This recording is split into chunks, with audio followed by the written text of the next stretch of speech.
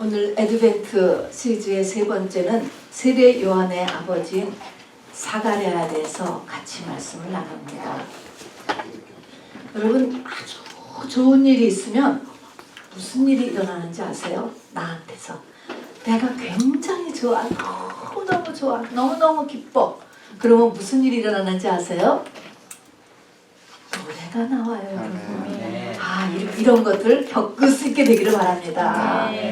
저는 실감하는데요. 정말이에요. 너무 좋은 일 있으면 흥얼흥얼이 저절로 나온다니까요. 찬양이 나오는 거예요.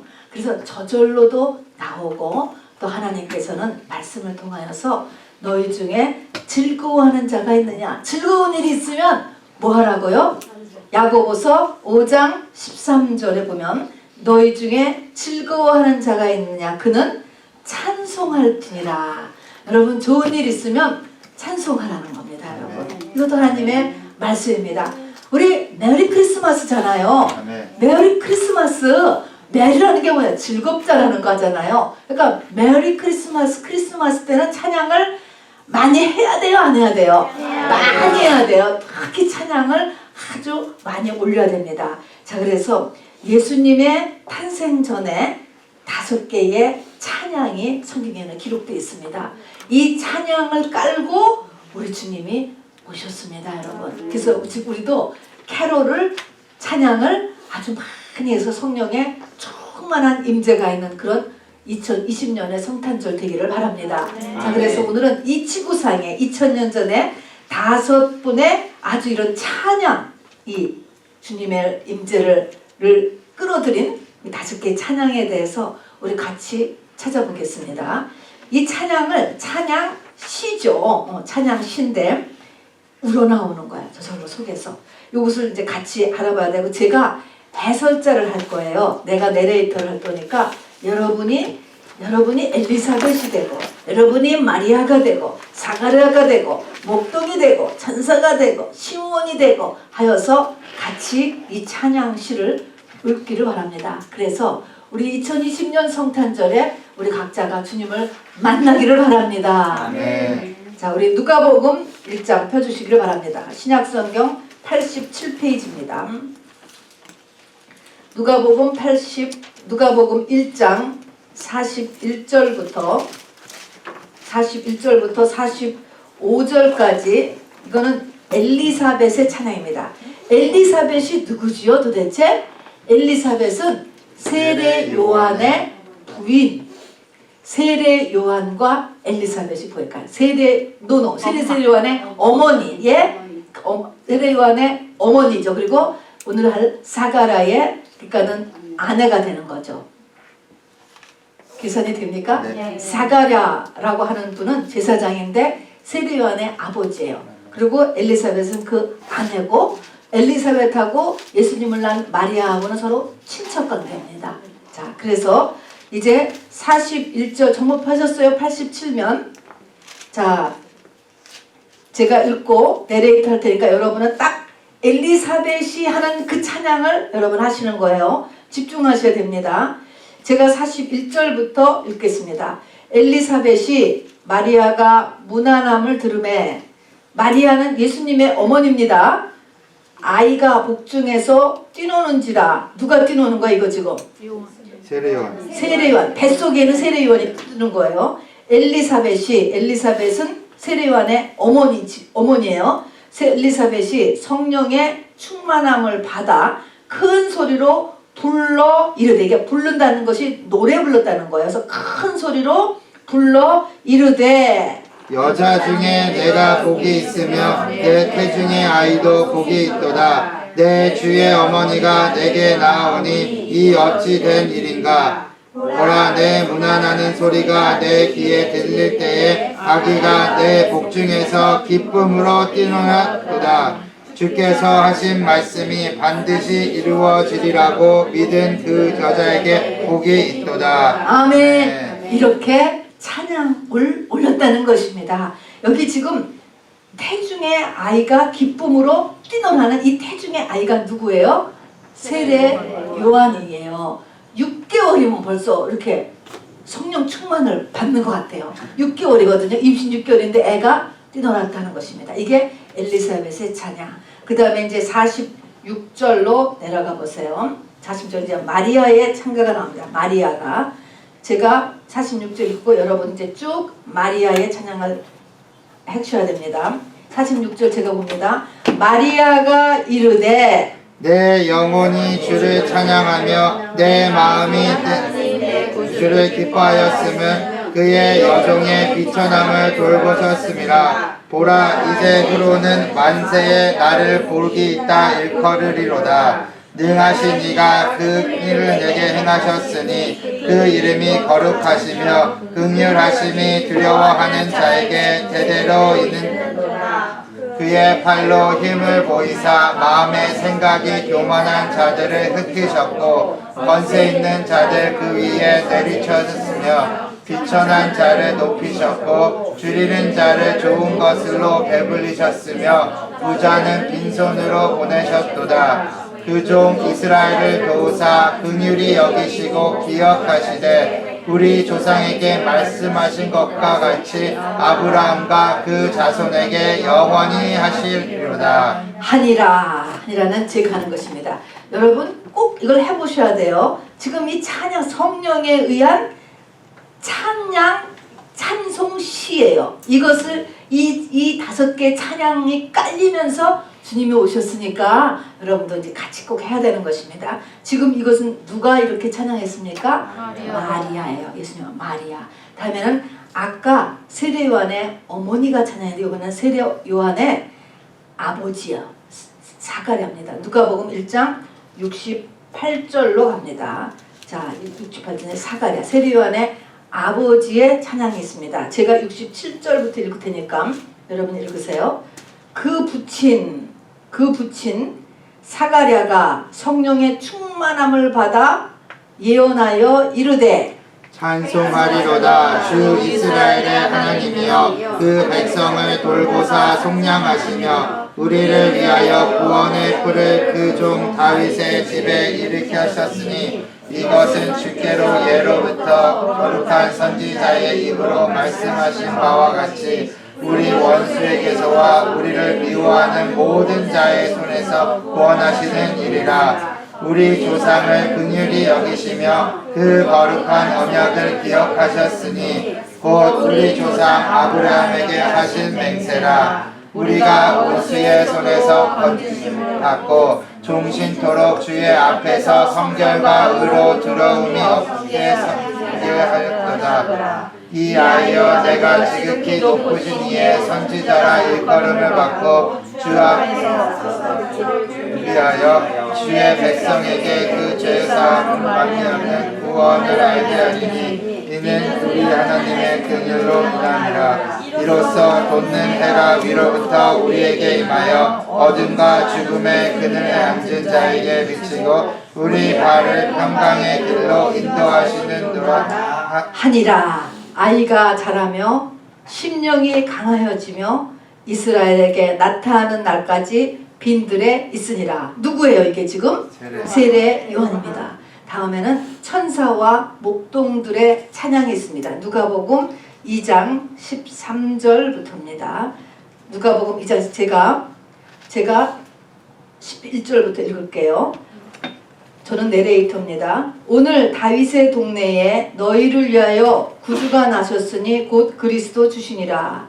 너희가 가서 강보에 쌓여 구유에 누워있는 아기를 보리니 이것이 너희에게 표적이니라 하더니 호련히 수많은 천군이 그 천사와 함께 하나님을 찬송하여 이르되 높은 곳에서는 하나님께 영광이요 땅에서는 하나님이 기뻐하신 사람들 중에 평화로다. 누가 찬송한 거야 이거는? 천사들이 이렇게 찬송했대요. 여러분 굉장히 신기하잖아요. 천사들의 찬양 소리가 들렸다니까 이렇게 천사들. 자, 제가 계속 읽겠습니다. 천사들이 떠나 하늘로 올라가니 목자가 서로 말하되 이제 베들레헴으로 가서 주께서 우리에게 알리신 바 이루어진 일을 보자 하고 빨리 가서 마리아와 요셉과 구유에 누인 아기를 찾아서 보고 천사가 자기들에게 이 아기에 대하여 말한 것을 전하니 듣는 자가 다 목자들이 그들에게 말한 것들을 놀랍게 여기되 마리아는 이 모든 말을 마음에 새기어 생각하니라. 목자들은 자기들에게 이르던 바와 같이 듣고 본 그 모든 것을 인하여 하나님께 영광을 돌리고 뭐하며 찬송하며 돌아가니라. 아까 천사들이 한 찬송을 기억하고 같이 불렀습니다. 어떻게 했냐면은 지극히 높은 곳에서는 하나님께 영광이요 땅에서는 하나님이 기뻐하신 사람들 중에 평화로다, 그런 찬양을 올렸다는 것입니다. 마지막으로 2장 28절로 넘어갑니다. 28절. 시므온은 이 레위 족속으로 이 성전에서 일하다가 지금 오래 이 메시아를 기다리다가 이제 예수님을 만나서 찬양한 내용입니다. 28절 제가 27절부터 읽을게요. 성령의 감동으로 성전에 들어가매, 이건 시므온이라는 분이에요. 마침 부모가 율법의 관례대로 행하고자 하여 그 아기 예수를 데리고 오는지라. 시므온이 아기를 안고 하나님을 찬송하여 이르되 주제여 이 말씀대로 종을 평안히 놓아주시는도다. 내 눈이 주의 구원을 보았사오니 이는 만민 앞에 예비하신 것이요 이방을 비추는 빛이요 주의 백성 이스라엘의 영광이니이다. 아멘. 그랬습니다. 이렇듯이 이제 프린트물로 돌아갑니다. 이렇듯이 예수님은 뭐 가운데 오셨습니까? 찬양 가운데, 또 찬송 가운데 오셨습니다. 여러분이 방언을 기도를 열심히 하는데요, 방언을 열심히 하면 이 방언 기도에서 방언 찬양이 나올 때가 있어요. 그것까지는 우리가 해야 돼요. 우리가 그냥 이렇게 한국말로 영어로 이렇게 찬양은 여간 성령 충만하지 않고는 좀 어렵겠지, 그지? 그렇지만 방언 찬양은 우리가 할 수 있습니다. 그래서 이렇게 성령의 충만함을 입어서 엘리사벳, 마리아, 사가랴, 목동들, 천사들, 시므온이 이렇게 찬양을 올렸다 하는 것입니다. 자, 오늘은 이제 이 사가랴, 세례 요한의 아버지에 대한 이 찬양과 함께 요한의 탄생에 대해서 우리가 같이 메시지를 나눠보려고 합니다. 누가복음 1장 57절부터입니다. 누가복음 1장 57절 전부 같이 89편 이렇게 보세요. 57절부터 66절까지 57절부터 66절까지 마이크를 가지고 한번 좀 큰 소리로 읽어주시겠습니까? 이분이 네. 전부 보세요. 세례 요한의 출생. 엘리사벳이 해산할 기한이 차서 아들을 낳으니 이웃과 친족이 주께서 그를 크게 긍휼히 여기심을 듣고 함께 즐거워하더라.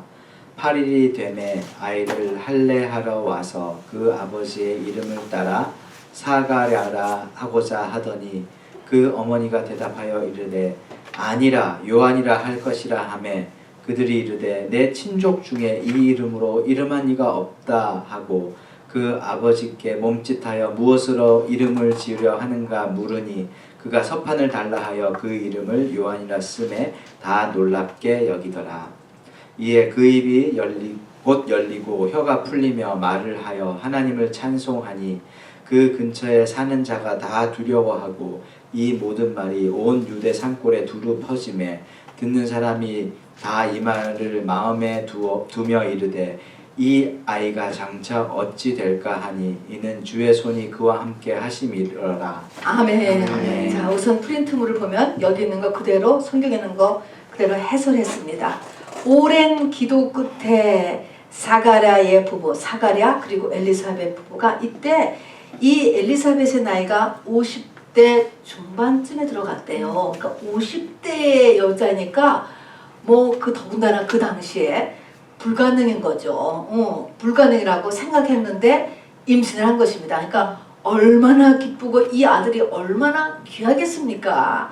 성경에 보면은요, 이렇게 50대 여자가 임신하는 게 나오지, 마리오가 동정녀 탄생하는 게 나오지, 또 아브라함이 100세의 아들 얻는 게 나오지.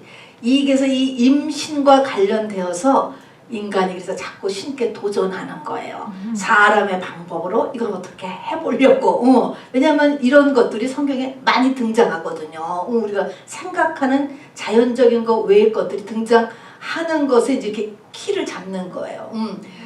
어쨌든 이렇게 50이 넘은 이 아내가 50이 넘었는데 아이를 낳았으니까 이게 지금 얼마나 이게 기쁘겠습니까? 근데 우리가 알다시피 천사의 수태고지 이제 아이가 낳게 될 것이다 라고 한 다음에 그 남편 사가랴가 벙어리가 되었어요. 그래서 10달 동안 벙어리였는데 왜 벙어리가 되었다고 우리 배웠죠? 1장 누가복음 1장 20절에 보면은 너희 부부가 아이를 낳을 것이다 그러는데 믿지 않았다 그랬어요. 그때 믿지 않은 것 때문에 벙어리가 만들었습니다, 여러분. 그 이유는 부정적인 말을 자꾸 하면은 영이 자꾸 스며들기 때문에 이게 안 되는 거예요. 그래서 벙어리했죠. 그래서 벙어리가 된 이유는 믿지 않아서. 그래서 이제 아기를 낳습니다. 아기를 다 낳고 아기를 낳은 지 8일 만에 유대의 풍속은 그 이름을 브리트 하밀라라고 한다는데요. 이것은 아이 난 지 8일이 되면은 이 남자아이죠, 물론 할례를 하는 거예요. 그래서 할례를 축하하러 일가 친척과 이웃들이 이렇게 전부 모인답니다. 그래서 모여서 여기서 적어도 유대인 남자가 10명이 있어야 된대요. 그리고 이제 그 중에 의학적 지식을 가진 한 명의 할례 위원도 한 명 있어야 된대요. 할례를 행하는 것입니다. 예, 모임 예식을 하는 것입니다. 그래서 이들은 모여서 아이 할례를 하고 그 다음에 아이 이름을 져주고 그리고 축복하러 모인대요. 아, 여러분 이런 것들은 참 근사하지 않아요? 우리도 아이는 뭐 우리 백일잔치 이렇게 하지만 이런 것들 참 귀한 것 같아요. 참 아주 그냥 동네의 경사지 뭡니까? 이게 이제 그림으로 그린 거죠. 요 아이가 누굴까요? 세례 요한, 엘리사벳. 이 사람이 누굴까요? 사가랴, 세례 요한의 아버지. 마리아는 여기 없는 것 같아. 지금 아마 임신 중이니까 없는 것 같고. 그래서 이렇게 여기 보니까 여자들이 더 많이 있는데 사실은 이제 남자들이 더 많을 거예요. 저기 그림에는 그렇지만. 왜냐하면 이게 지금 이 할례를 하는 거는 남자 유대인 성인들이 모여서 이제 하는 것이기 때문에 하여튼 굉장한 그 행사예요. 그래서 이 아이를 축복해 주는 거죠. 참 좋은 풍습인 것 같습니다. 그래서 모였어요. 지금 이제 그 모인 날을 지금 누가복음 1장에서 이제 지금 쓰고 있는 것입니다. 자, 그래서 이제 할례를 하고 아이의 이름 짓는 일을 해주는 거거든요. 그래서 아이의 이름을 와서 그 아버지의 이름을 따서 사가랴, 그러니까 사가랴 주니어 아이의 이름을 이렇게 추천해 주는 거예요. 그 동일가 친척하고 모인 사람들이 사가랴 주니어라고 하자라고 이렇게 이름을 추천을 했더니 갑자기 엄마가 나타나가지고 뭐라 그랬어요? 아니라는 거야. 왜 이렇게 갑자기 튀어나와서 그렇지? 왜 아니라고 그렇게 할까? 그 이유는 왜 아니라고 그러죠? 그 앞에 1장 20절을 얼른 보셔야 돼요. 수태고지 갈 때 천사가 와서 아들을 낳을 것이다 라고 했을 때 이름을 요한이라고 해라라고 가르쳐줬거든요. 이 부부 앞에. 그래지까 이제 사가랴 주니어라고 하는 거에 엄마가 딱 반대를 들었어요. 그래서 그 이유는 우리 프린트문을 보시면 누가복음 1장 13절 때문에 반대한 거예요. 그랬더니 분위기가 썰렁해지지 않았겠습니까? 갑자기 엄마가 그냥 딱 반대를 하니까. 자, 그렇게 이제 이렇게 했는데 그 다음에 보면은 네 친족 중에 이 이름으로 이름한 이가 없다 이렇게 사람들이 얘기하는 그 이유는 이스라엘 사람들은 애들 이름을 지을 때 그 선조들 가운데서 그 이름을 따서 짓는데요. 그러니까 우리 한국 같으면 이 선조들이 항렬 뭐 이렇게 돌림 이런 거를 만들어 놓거든요. 거기에 따라서 우리는 다 림자 돌림, 우리는 다 준자 돌림 뭐 이렇게 해서 그 항렬을 따서 짓는 것처럼 유대인들은 그 선조들 가운데서 이름을 짓는데 선조들 가운데 요한은 없단 말이에요. 요한. 그 말인 거야. 요한이라는 이름은 없는데 이렇게 얘기를 한 거예요. 자, 그러니까 이렇게 지면 우리 풍습을 따라서 지면은 요한이라고는 질 수 없는데 엄마는 요한이라고 짓겠다라고 그러니까 이제 어떻게 할까 해가지고 아버지한테 최종 결정권을 주었어요. 그러니까 벙어리니까 이제 몸짓을 하면서 뭐를 쓰게 말을 못하니까 쓰게 하라고 해서 서판을 주었다고 하는 것입니다. 그래서 최종 결정권을 주었어요. 그러니까 벙어림으로 서판을 달라고 하는데 아들 이름을 뭐라고 썼어요? 요한이다 라고 딱 썼어요. 근데 요한이라고 딱 쓰는 순간에 어떻게 됐어요? 벙어리가 말을 하는 거예요. 이게 그냥 이렇게 쭉 읽어나가지만 얼마나 놀랐겠어 지금 이 모든 일들이. 우선 아기를 가지면서 이 아버지가 벙어리가 됐다라고 하는 이 사실도 보통 충격이 아니죠. 우선 50이 넘은 여자가 아이를 낳고, 아이를 낳고 또 잘 낳고, 기간 동안에 아버지는 또 벙어리가 되고.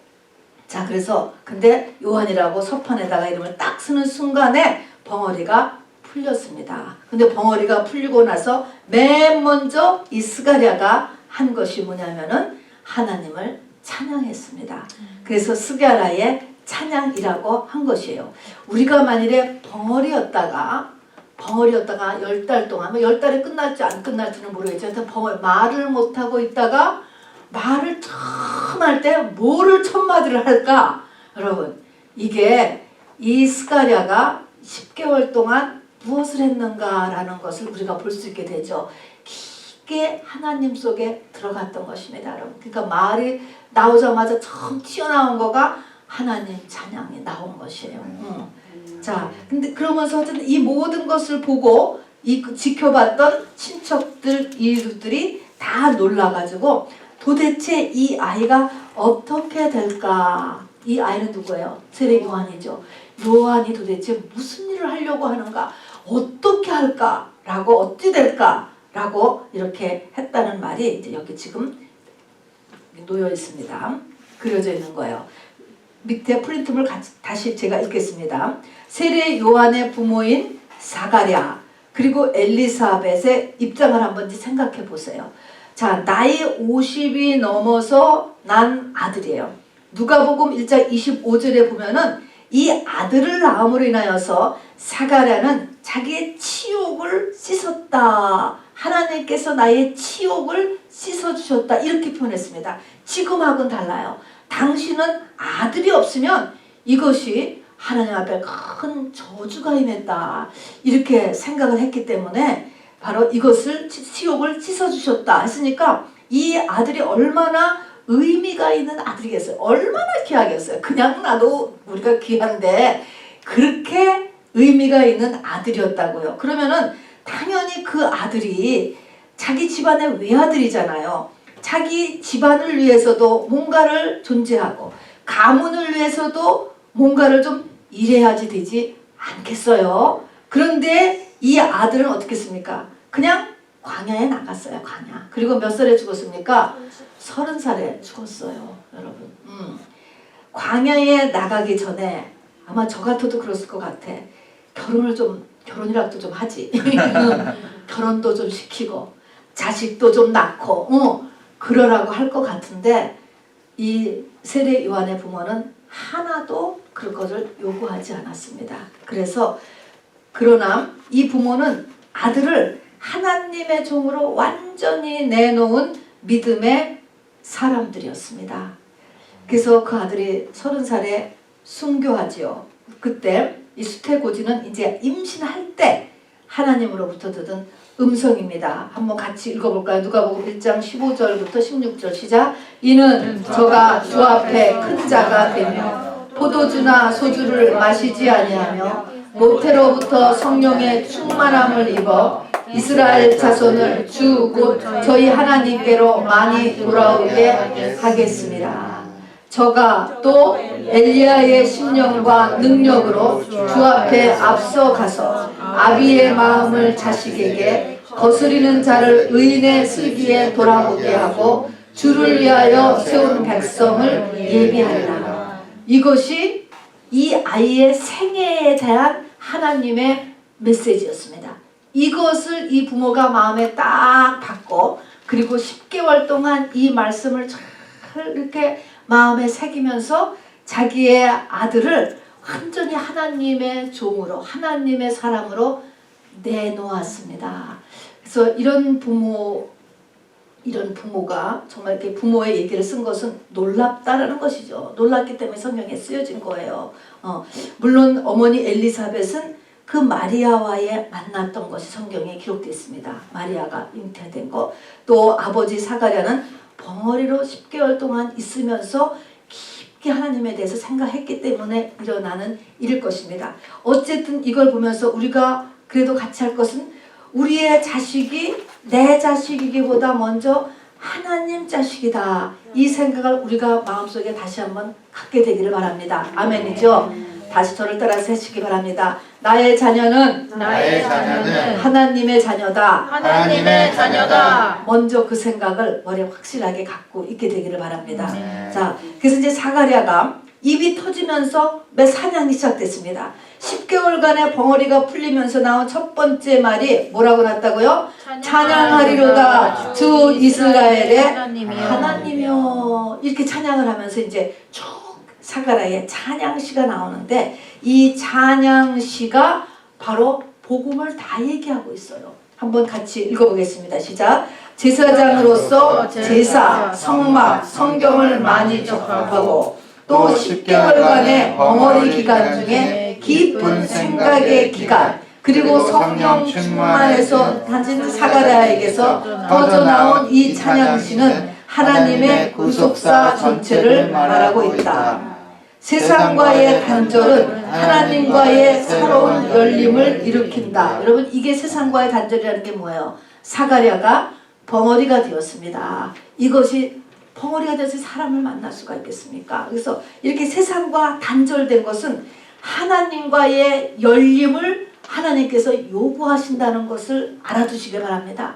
우리가 코로나 때문에 세상과의 단절이 일어나면 우리 믿음의 사람은 하나님께서 나를 부르시는구나, 하나님께서 지구 위의 인간들을 부르시는구나, 이런 눈치를 좀 채야 되는 거예요. 그래서 세상과의 단절은 하나님과의 새로운 열림을 일으키는 것입니다. 계속 읽읍시다. 내 눈과 귀와 마음이 땅에 붙어 있는 한 나는 하늘을 잘 볼 수 있다 없다? 없다. 사람은 우선순위가 있다. 두 곳을 동시에 잘 볼 수 없는 속성이 있기 때문이다.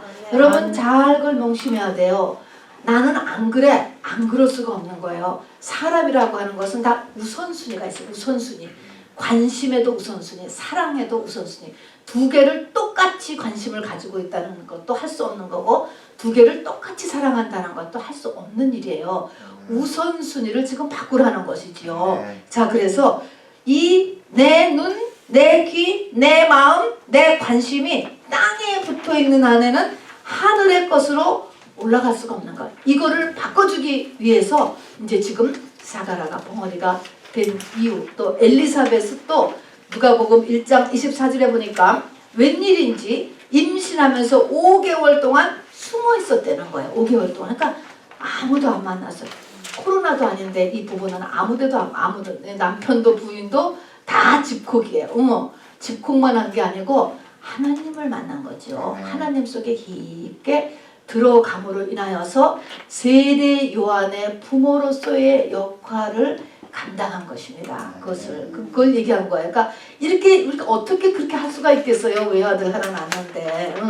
그걸 얘기하는 것입니다. 그래서 이제 이 아들을 낳고 입이 터진 이 사가랴가 이제 이 찬양시를 했는데, 거기에 보니까 무슨 단어가 나오냐면은 속량, 뿔, 그다음에 언약, 돋는 해, 이런 내용이 쭉 있습니다. 이것이 얼마나 중요한 단어인지 몰라요. 맨 처음에 보니까 이 사가랴의 찬양의 첫 번째가 찬송하리로다 주 이스라엘의 하나님이여 그 백성을 돌보사 속량하시며. 우리 하나님이 하신 첫 번째 일은 뭐냐면은 속량을 했다는 거예요. 속량. 구원했다, 그런 말인 거야. 속량을 어디서 구원해요? 죄. 자, 그러면 사가랴가 첫 번째 한 말, 우리 크리스마스의 첫 번째 의미는 속량이야. 속량은 뭐 때문에 일어나요? 죄 때문에. 죄의 문제. 크리스마스 그러면 항상 우리가 죄를 생각하지 않고는 크리스마스는 아무 의미가 없어. 산타밖에 의미가 없어. 그거는 산타만 등장해. 산타만. 근데 크리스마스에는 죄에서부터 시작하는 것입니다. 원죄라는 걸 알아야 돼요. 사람은 누구나 다 다를 것 없이 원죄를 지니고 태어났단 말입니다. 사람이라고 하는 존재가 원죄, 오리지널 신을 가지고 있어요. 그런데 이 신이라고 하는 애는 반드시 뭐를 갖고 오냐면 사망이야, 사망. 죽음을 가지고 오고 죽음의 권세를 가지고 있어요. 우리 사망 권세라는 것은 뭐예요? 아픈 것도 사망 권세. 또 내가 너무 속상한 것도 사망 권세, 사고가 나는 것도 사망 권세. 그냥 죽겠다 우리 말에 이래서 죽겠다 저래 죽겠다, 그 죽겠다라는 게 그게 다 사망 권세인 것입니다. 나를 그냥 죽게 만드는 거야. 이것이 다 뭐냐면은 죄 때문에 일어나는 거예요. 그래서 죄의 값은 사망이란 말이야. 사망이고 사망 권세. 그래서 내가 이 원죄를 지니고 있고 또 원죄 때문에 많은 죄를 짓게 되는데, 이 죄에서 내가 벗어나려면 사망을 내놓으라는 거야. 얘는 사망이 붙어. 다른 사람이 사망을 내놔야 돼. 사망을 내놓지 않으면은 이 사망을 벗어날 수가 없어. 내가 사망해야 돼. 그러면은 내가 이 사망 권세 때문에 계속 고생하고, 그리고 결국은 영혼력이 다 사망에 들어가야 된단 말입니다. 그래서 이것을 벗어나기 위해서 누군가가 값을 치러주는 것, 이것을 속량, 대속 이렇게 얘기하는 거예요. 누가 대신 사주는 거예요. 노예 돈을 주고 그 노예를 사서 풀어주는 거, 그런 의미죠. 속량이죠. 그래서 이 사망과 사망 권세를 벗어나기 위해서 누가 사망의 값, 죄의 값을 치러주는 것을 속량이라고 하고 구원이라고 해요. 그래서 인간은 누구에게나 모두 구원이 필요하다. 근데 우리 하나님이 요 구원, 속량을 이루셨다는 것입니다. 사람에 대한 속량을 치르셨다. 이 말이 첫 번째인 거예요. 그리고 이 속량을 하기 위해서, 구원을 하기 위해서 이제 예수를 보내시는 건데, 이 예수에 대해서 성경은 이 스가랴를 통해서 두 가지로 딱 얘기했어요. 뿔, 그 다음에 돋는 해. 이 두 가지만 딱 생각하고 있으면 돼요. 예수는 누구냐? 뿔이고, 또 하나는 돋는 해다. 이렇게 생각하면 돼요. Rising sun. 그리고 뿔이에요. 자, 뿔이라는데 무슨 뿔이냐면 구원의 뿔이다. 뿔은요, 파워 중에도 파워를 뿔이라고 하는 거예요.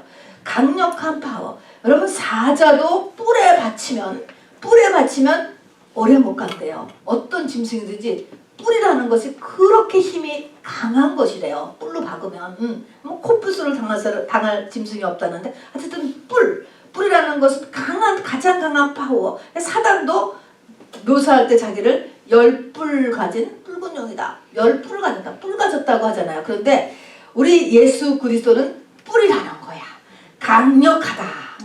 부활의 권세잖아요. 이 땅의 모든 죽음을, 또 죽음의 권세를 다 이긴 강력한 뿔이다. 그리고 거기에 언약을 기억하신 하나님. 가장 오리지널 언약이 창세기 3장 15절이죠. 여인의 후손이 뱀의 머리를 깰 것이다. 이때 깬다는 게 크래쉬, 박살을 낸다, 그런 것이에요. 여인의 후손, 지금 성령으로 잉태한 예수 그리스도가 바로 이 사단을 박살을 낼 것이다 라는 것을 이루셨다는 것입니다. 그래서 이제 지금 이 예수 그리스도는 두 번째 묘사는 돋는 해라는 거예요. 돋는 해, rising sun. sun이 돋는다라고 하는 것은요, 밤을 얘기하는 거잖아요. 밤인데 깜깜한 밤에, 여러분 동 트는 거를 우리가 1월 1일 날 구경도 많이 가잖아. 해가 뜨는 거를 보면 해가 깜깜한데 동쪽에서 해가 떠오기 시작하면요, 진짜 신기해요. 어쩜 그렇게 어둠이 싹 다 없어지죠, 해가 뜨면은. 자, 그래서 흔적도 없이 물러가는 거예요, 어둠이. 내 속에 있는 병든 마음, 우울함, 상처, 한, 허무함, 부정적인 마음, 복잡한 마음, 심란한 마음, 이런 것들도 해가, 이게 다 어둠이거든요. 죄가 들어온 거거든요. 해가 이렇게 뜨면은 어둠이 샥 다 없어지듯이 흔적도 없이 물러간다 라는 것입니다. 성령이 임재하면. 또 하나는 태양의 도둠으로 우리는 무엇을 할 수 있냐면은, 깜깜할 때는 아무것도 안 보이잖아. 우리는 물론 지금 라이트도 있고 그냥 이 핸드폰에 이 손전등으로도 틀 수 있고 하지만, 그게 아닌 상태에서는 해가 비추면은 다 보이지. 사람도 보이고 나무도 보이고 길도 보이고. 그렇지만 이 태양이 떠오르기 전엔 안 보이잖아요. 그런데 태양의 도둠으로 사물을 분별할 수 있게 된다는 거예요. 디선이 된다는 거예요. 진리의 세계 속으로 들어갈 수 있다는 거예요. 우리가 지금 다 보는 것 같지만 우리가 다 눈뜬 소경이에요. 뭐가 먼저 어떻게 돌아가는 건지 모르잖아요. 한 달 뒤에 죽을 사람이, 아니면 내일 죽을 사람인지도 모르는데 뭐 전혀 모르고 살잖아요. 아무리 전기가 밝다고 해도 안 보여요. 그런 거는 이렇게 하는데 그것이 보인단 말이야. 진리의 빛이 비치면 보인다고. 뭐가 어떻게 돌아가고 죽으면 어떻게 되는지 이런 것들이 다 보인단 말입니다. 뭐가 어떻게 돼서 지금 이런 일이 벌어졌는지도 다 알게 된단 말입니다. 이것이 태양이에요. 돋는 해. 그래서 이 돋는 해라고 하는 것은 영적인 의미죠. 그죠?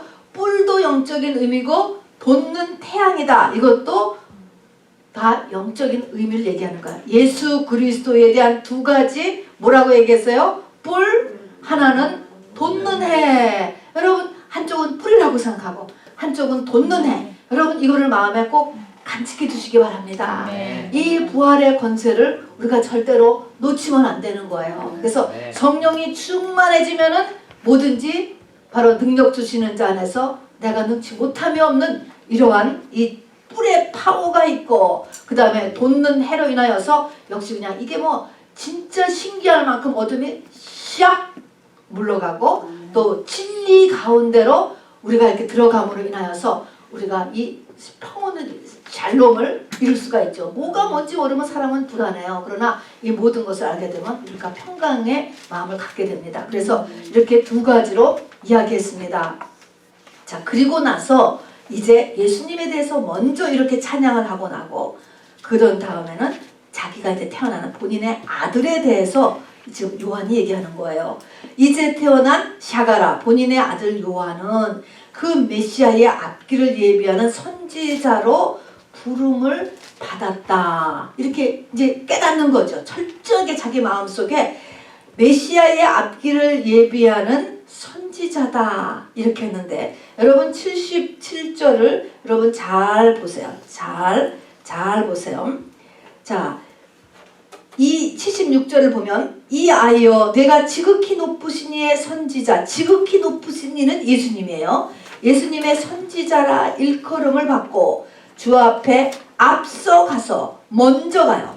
주 앞에 앞서 먼저 태어나고 그래서 먼저 죽어요. 그 요한이 먼저 그 다음에 예수님 그 다음에 죽지요. 결국은 앞서가서 그 길을 준비하여 77절이 중요한 거예요. 주의 백성에게 그 죄사함으로 말미암는 구원을 알게 하리니 그랬으면 구원은 아까 같이 구원이 속량인데 이 속량에 뭐가 필요합니까? 주의 백성에게 뭐로 말미암아 구원이 일어난다고요? 죄사함이라고 하는 글자예요. 77절 주의 백성에게 그 죄사함으로 말미암는 구원을 알게 하리니 그러면 요 세례 요한은 지금 뭐를 하는 역할을 해야 돼요? 죄사함, 죄를 드러내는 일을 하게 한단 말이에요. 그러니까 이것이 예수님은 뿌리고 돋는애고 그것이 나에게 와닿기 위해서는 과정이 있는 거예요. 과정. 요 과정이 있다고요. 요 과정을 해주는 일을 하신 분이 세례 요한이신데 이 과정을 지금 우리가 알아야 될 것은 이제 이분이 하는 일을 우리는 지금 이제 같이 성령께서 우리에게 해주신단 말입니다. 무엇이 필요하냐? 그 죄사함으로 말미암는 구원이다 하는 것입니다. 죄사함이 필요하다는 것입니다. 그래서 78절은 이는 우리 하나님의 긍휼로 인함이라. 이로써 돋는 해가 위로부터 우리에게 임하여. 자, 78절에 밑줄에다가 뭐를 써야 될까요? 돋는 해가 앞에 뭐로 써요? 앞에 뭐가 있죠? 이로써가 중요한 거예요. 이로써 돋는 해가. 이로써가 뭔데? 죄사함이지. 죄사함. 내가 죄를 회개하여 사함을 받음으로 인하여서 돋는 해가 위로부터 우리에게 비치고 어둠과 죽음의 그늘에 앉은 자에게 비치고 우리의 발을 평강으로 길로 인도하시도다. 그러니까 이로써가 굉장히 중요해요, 여러분. 그러니까 이런 부분들을 그냥 지나가면 안 돼요. 그러니까 집중하고 해야 된다고 지금 자꾸 말씀드리고 성령이 우리를 깨쳐주셔야 되고 성령이 우리의 귀를 열어주시고 눈을 열어주셔야 되는 것입니다. 그러니까 내가 죄사함이 일어나야 돋는 해가 나에게 임한다 하는 것입니다. 그래서 이로써 죄사함으로 말미암는 구원, 죄사함인 것입니다. 그러면 죄사함도요, 여기는 제가 쓰지 않았지만 더 얘기한다면 죄사함도 무더기로 하나님 나의 모든 죄를 다 용서해 주세요 하는 게 아니고 그 다음에는 뭐요? 아이템이 들어가야 되는 거예요. 그래서 12의 혈루증 여인이 치치트 율법의 것을 그 옷자락을 만졌을 때 쫙 예수님의 능력이 흘러 들어갔던 것은 하나님이 걸고 있었던 그 어떤 죄목의 그 치치트라는 것은 율법의 항목이거든요. 그 항목이 딱 만져진 것입니다. 그 부분이 해결되니까 주님의 능력이 그대로 흘러 들어갔다. 그러니까 여기서도 죄사 나의 모든 죄, 과거의 죄, 현재, 미래죄 모든 죄를 다 사한 것은 사실인데 그것이 나에게 오려면 죄목이 올라가야 된다 이 말입니다, 여러분. 그래서 이 죄목을 우리가 말씀 공부를 하면서 성령의 도우심을 받으면서 나에게 내가 그걸 잘못했구나 라고 하는 아이템이 생각나야 그 문제가 풀어지게 되는 거예요. 그러니까 요런 데까지 우리가 갈 수 있게 되기를 바랍니다. 그래서 이번 성탄절에도 그렇게 사모함으로 인해서 우리를 묶고 있는 모든 이런 억압들이 파쇄되는 그런 역사가 일어나야 됩니다. 그것이 내가 영적으로 크는 거예요. 자, 그래서 이로써 돋는 해다라는 밑줄을 꼭 쓰시기를 바랍니다. 세 번째는 세례 요한의 성장 과정 한마디가 여기 쓰여 있습니다. 이것이 바로 우리가 하나님 앞에 쓰임 받기 위하여서 우리의 자녀를 어떻게 키워야 되는가. 그래서 우리 젊은 부부들이 이런 것들을 꼭 알아뒀으면 좋겠어요.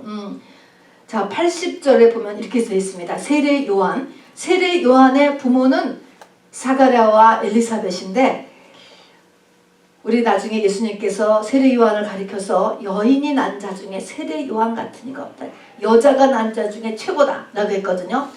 완전한, 그러니까 예수님 전에 율법으로서는 정말 조상의 저주도 거의 없고 본인도 거의 죄가 안 진 상태가 세례 요한이야. 그러니까 여자가 난 자 중에 정말 세례 요한이 가장 높다라고 하는, 그렇게 완벽했거든요.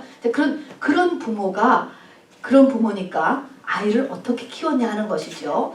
자, 그럼 80절에 보니까 아이가 자라며 심령이 강하여지며 이스라엘에 나타나는 날까지 빈들에 있으리라 그랬습니다. 여기서 이스라엘에 나타난다라고 하는 것은 하나님이 쓰는 때까지, 하나님이 이제 어떤 형태로든지 하나님이 쓸 때가 있는데 그 쓸 때까지 사명의 때가 될 때까지 어떻게 써야 되느냐 하는 것이 세 가지입니다.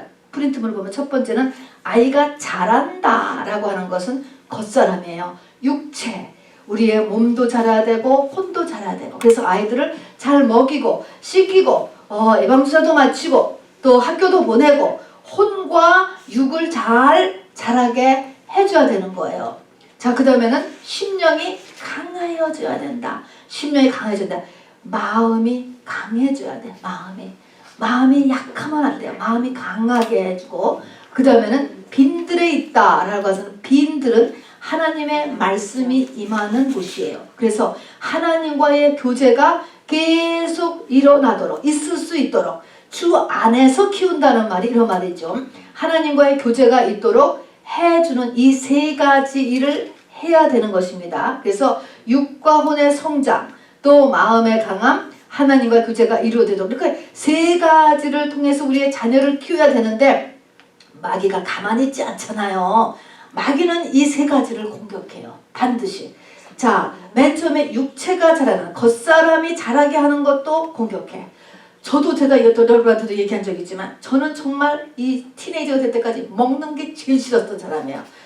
안 자라 그러니까, 먹는 게 안 먹으니까 이게 귀신 들린 거예요. 그걸 좀 진작 알아서 정말 기도해주고 조처를 했어야 되는 건데 뭐 그 당시 세대가 그렇게 못했던 거죠. 그래서 안 먹어요. 이런 거는 다 고쳐줘야 돼요. 애들이 몸이 너무 약하고 안 크고 이런 거.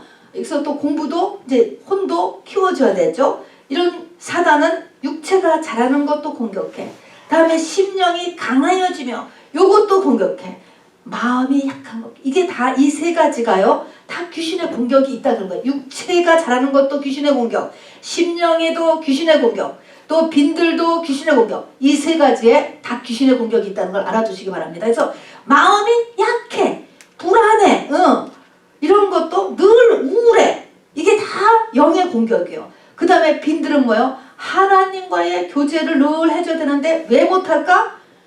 왜 못할까? 어딘가에 쏠리면 이게 못하는 거예요. 뭔가가 보통대로 장하면 그냥 우리가 그냥 막 맨날 주여주여 하면서 기도하는 그런 아이가 아니더라도 그냥 하나님 앞에서 이렇게 건전하게 커나가면 되는 거야. 그런데 그게 아니고 뭔가 애가 팍 빠지면 하나님을 잊어버려요. 그렇게 하지 말라는 거예요. 꼭 빠지는 거. 그래서 그냥 빈들에 있으니라 하는 교제를 계속할 수 있도록 그래서 이렇게 취하지 않도록 애들을 해주는 것입니다. 그래서 이렇게 키워놓으면 하나님이 정말 이스라엘에 나타나는 날이 되면 그 아이에게 하나님이 찾아가셔서 뭐 지혜를 하시든지 지식을 주시든지 무슨 사업에 무슨 아이디어를 주시든지 뭔가 하나님께서 이제 쓰실 때가 될 때까지 이제 키워주는 것이 우리에게 필요한 것입니다. 자, 이것은 이제 자녀 교육의 모델입니다. 다음에 이제 세례 요한이 30살까지 잘 컸습니다. 이제 지금 하나님 이스라엘에 나타나는 날이 되었습니다. 자, 꺾고 이 세례 요한 누가복음 3장 2절 이제 같이 읽어봅시다. 시작. 안나스와 가야바가 대제사장으로 있을 때에 하나님의 말씀이 어디에서? 빈들에서 사가랴의 아들 요한에게 임한지라.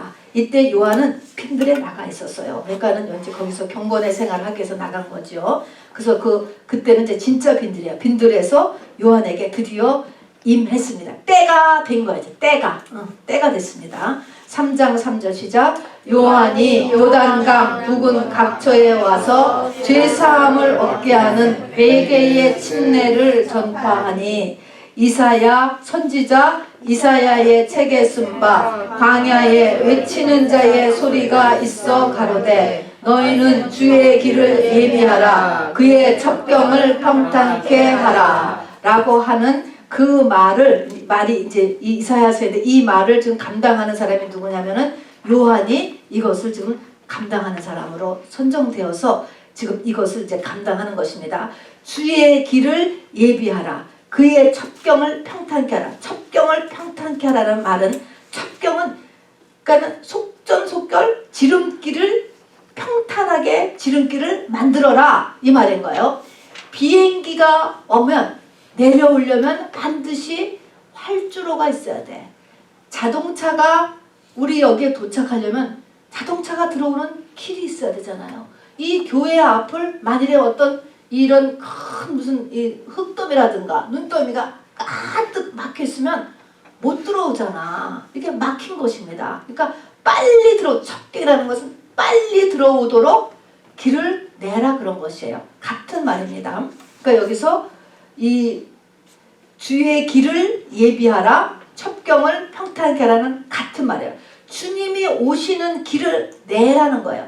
길이 뚫려야 자동차가 들어오고 비행기가 오듯이 예수님이 너 안에 들어가신다는 것이죠. 자, 이것이 이게 주의 길을 예비하고 평탄케 하는 일은 누가 하는 일이냐? 내가 하는 일이야, 여러분. 내가 하는 일이야. 자, 그래서 이제 그 밑에 3장 5절을 계속 읽으면 모든 골짜기가 어떻게 되고 모든 산과 작은 산이 어떻게 되고 굽은 것이 어떻게 되고 험한 것이 어떻게 돼야 된다. 여러분 3장 5절을 보셔서 빈칸을 한번 채워보시기 바랍니다. 누가복음 3장 5절입니다. 3장 5절 이사야 선지자 이사야 책에 쓴 바 하면서 주의 길을 예비하는 것이 어떻게 하는 것인가. 그리고 이것은 모든 육체가 하나님의 구원하심을 보리라 함과 같으니라. 그래서 모든 사람에게 다 해당되는 거야. 모든 사람에게. 해당이 안 되는 사람이 없단 말입니다. 자, 그러면 맨 처음에 모든 골짜기가 어떻게 돼야 돼요? 골짜기가 있어서 차가 못 오는 거야. 골짜기가 푹 패였으니까 메워야 되잖아요. 차가 오려면. 다음에 산이 있어. 높은 산이건 작은 산이건 산이 있으면 산은 어떻게 해야 된다고? 낮아지고 무너뜨려야 돼. 무너뜨려야 돼. 그 다음에는 길이 차가 갈 수 없을 것만큼 막 굽었어.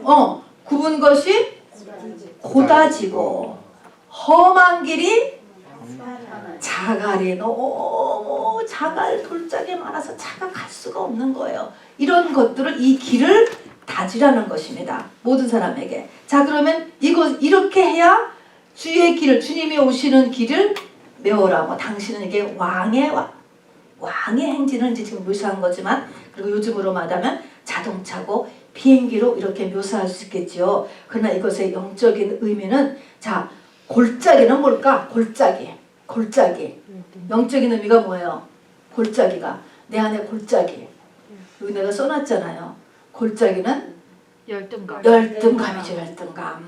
열등감이 있으면은요, 이거 보통 어려운 게 아니에요. 열등감이 있으면 주님이 못 만나.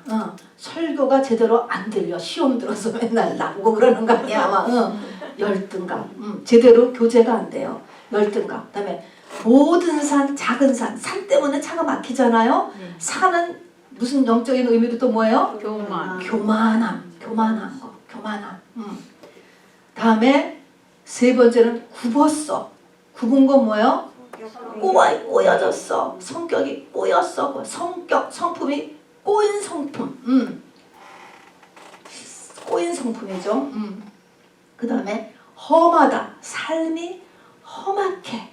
왜 이렇게 삶이 순탄하지가 않고 이렇게 험하게 사니? 왜 이렇게 험한 것은, 근데 이런 것들이 이제 지금 다 이것이 지금 예비돼야 되는데, 이런 모든 것들이 뭐의 영향력이라는 거예요? 사실은 죄, 사단 같은 것입니다.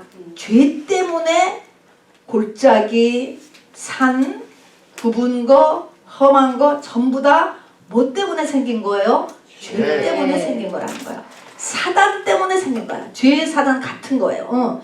열등감이 깊은 사람, 교만한 사람, 성격이 꼬인 사람, 냉소적인 사람, 또 삶이 그냥 평탄치가 않은 사람, 이게 다 뭐냐면 죄의 영향력이고 사단의 영향력이라는 거예요.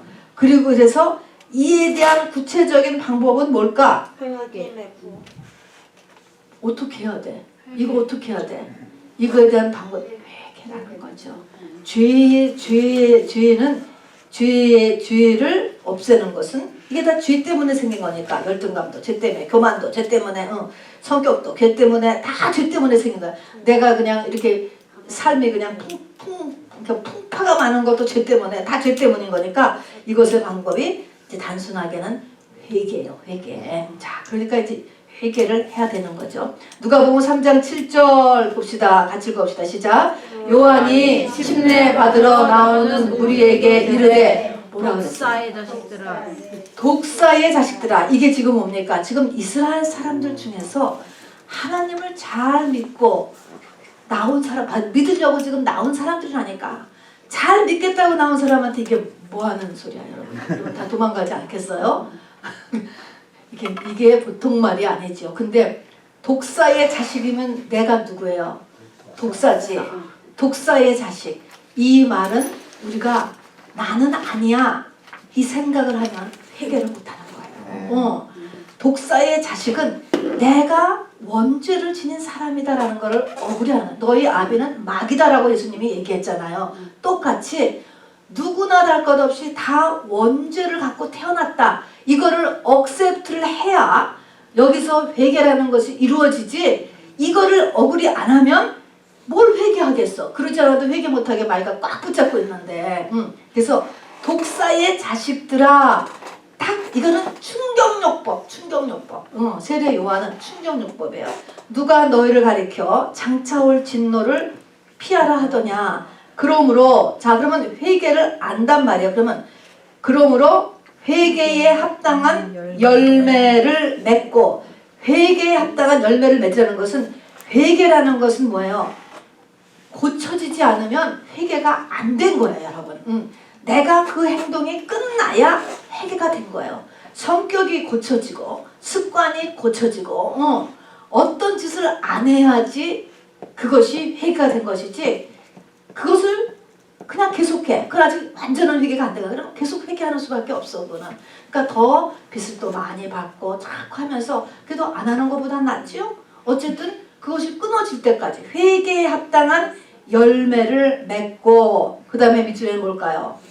속으로. 내가 지금 이렇게 제가 지금 얘기를 해도 속으로 여러분들이 아유, 내가 무슨 죄가 있어. 그런 사람이 있을 거라고 분명히요. 나는 회개 다 했는데, 다 했는데, 왜 자꾸 회개를 또 하냐. 이렇게 한단 말입니다. 속으로 아브라함이 우리 조상이라 말하지 말라. 나는 의인이라는 거죠. 그러지 말라는 거예요. 내가 너희에게 이르노니 하나님이 능히 이 돌들로도 아브라함의 자손이 되게 하시리라. 다음에는 이미 도끼가 나무 뿌리에 놓였으니 좋은 열매 맺지 아니하는 나무마다 찍혀 불에 던지우리라. 이 말은 뭔가 좀 위급한, 급한 마음을 좀 가지라는 거예요. 이렇게 느긋한 마음, 회개에 있어서는 느긋한 마음을 가지지 말아라는 것이죠. 이것이 급한 거. 지금 영으로 보기에는 이게 찍어버리려고 도끼가 나무 뿌려, 이 나무라는 것은 나를 얘기하는 거야, 사람. 너 이거 안 되면 지금 기한이 다 지났어. 하나님이 지금 기다리고 계신데 여기까지 나면 이제 끝이야, 끝. 이런 얘기예요. 그 도끼가 나무 뿌리에 놓였다라고 하는 것은 시급하게 좀 생각하라는 것이지, 느긋하게 그냥 몇백 년 살 것 같이 생각하고 그렇게 생각하지 말고 급하게 생각하라라고 하는 것입니다. 자, 그러니까 이 세례 요한은 네가 죄인이다라고 하는 생각을 가지라는 거야. 예수 만나려면 네가 지금 열등감이 있고 교만함이 있고 성품에 문제가 있고 삶이 어려우면 죄가 문제가 있다, 이 생각을 가지라는 거예요. 이게 지금 신약이에요, 여러분. 이것을 안 갖고는 문제가 해결이 안 돼. 주님이 오셔야지. 오시면 되는데 주님이 오시려는데 길이 닦여져야 주님이 오시지. 주님이 오시는 이 길을 닦아놓으라는 것입니다. 그러니까 이 부분을 세례 요한이 이렇게 찍었어요. 그런 사람들이 얼마나 싫어하겠어. 너무 예수님보다 더 싫어한 사람이 세례 요한. 정말로 너무너무 싫어했어요. 싫어하는 거예요. 그리고 사단이 제일 싫어하고 금방 돌아가셨죠. 자, 그래서 그러니까는 회개할 마음을 가지라는 것이고, 그리고 시급하게 회개를 하라, 이렇게 얘기하는 것입니다. 하나님과 나 사이를 바로 세울 수 있는 길, 예수님을 속죄물로 드릴 수 있는 내 쪽에서의 유일한 길은 회개뿐이라는 것이죠. 아니면은 그런 문제를 하나님 앞에 고백하는 것이죠. 이렇게 했을 때 하나님과 나 사이를 바로 세울 수가, 예수님을 보내셨지만 이 예수님이 나한테 오려면 나한테 와야 되잖아요. 나한테 와야 그 문제가 해결되지 않습니까? 죄사함이 일어나잖아요. 근데 어떤 죄를 지었는지 하나님 앞에 그게 고백을 함으로 인하여서 이것이 연합이 된단 말입니다. 예수님과의 만남이 이루어진단 말입니다. 그 부분을 이제 우리가 지금 준비를 이렇게 해야 그야말로 메리 크리스마스, 하나님의 가장 큰 일이, 놀라운 일이 우리의 삶 가운데 이루어지게 됩니다. 아멘이죠. 자, 우리 시간에 우선 말씀을 한번 쭉 같이 보시면서 처음부터 한번 쭉 보세요. 하나님께서는 지금 나에게 무슨 말씀을 하시기를 원하는지. 여러분, 지식이 문제가 아니고요, 하나님의 관심은 누구예요? 나예요. 나예요. 하나님 오늘 또 나에게 축복을 주시기 위해서 불렀고, 나에게 축복을 받으려면 회개가 동반이 돼야 되는 것입니다. 회개가 동반이 되면 그 자리에 아기 예수가 누워진다니까요. 짐승의 밥이 치워지면 바로 이 마구간 같은 이런 삶이라 할지라도 거기에 주님이 이렇게 놓여지게 되는 것입니다. 자, 우리 이 시간에 다 같이 한번 말씀을 생각하시면, 눈 뜨고 기도해도 괜찮아요. 쭉 보시면서 방언으로 기도해도 괜찮고, 하나님 나에게 어떤 말씀을 지금 하고 계신 것입니까? 눈을 보시면서 방언으로 기도하시면서 쭉 페이퍼 앞부터 쭉까지 쭉 보시기를 바랍니다. 주 예수여.